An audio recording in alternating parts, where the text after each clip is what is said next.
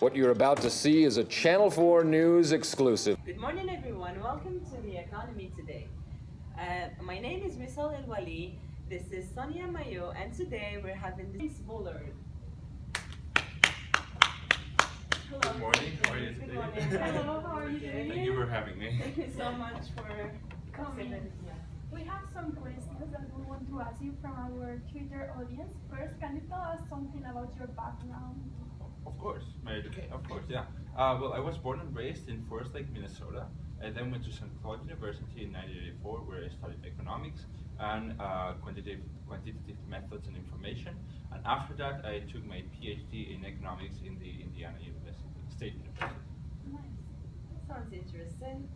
When did you start working for the Federal Reserve? A long time ago. I started first in 1990 as a researcher, and I'm currently the president and CEO of the Federal Reserve of St. Louis, which I began being on the 1st of March in 2011.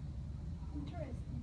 And can you tell us which side of the policy spectrum do you tend to lean towards? Of course, this is an interesting question for me, especially because I always tended to be extremely hawk, and my colleagues describe me as an extreme hawk.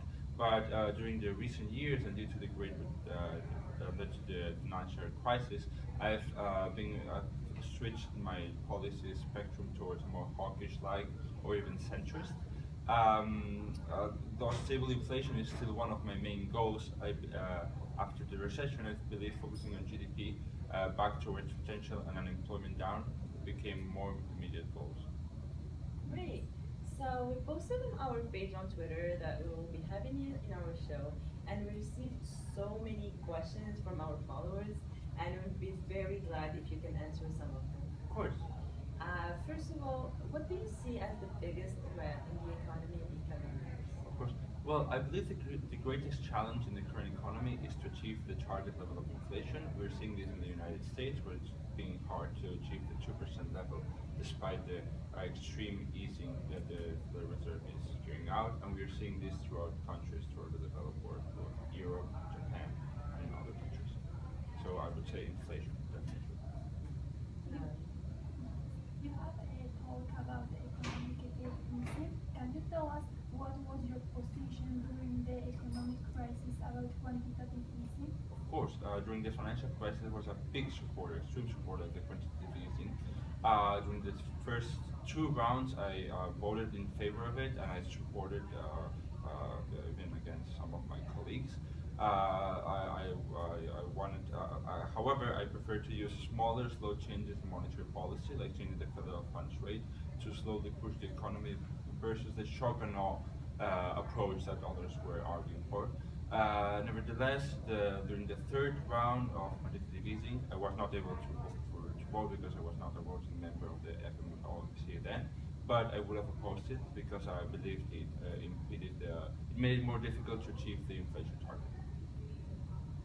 Final question for you. A lot of people are worried about the Fed independence. So can you tell us your opinion about how the Fed independence will improve the economy? Of course. I strongly think that the Fed should be independent, and the Fed being independent is much better for the overall economy. We can see this throughout the world. Those countries which don't have an independent central bank their economies tend to perform worse and tend to have a political business cycle, which is not desirable for any country nor for the United States. Thank you. Thank you so much for answering our question. It was a pleasure to have you with us today. Thank you so much. Thank you very much. Thank you for your Anytime. time. Thank you. For all of us here at News Center 4, I'm Ron Burgundy. You stay classy, San Diego.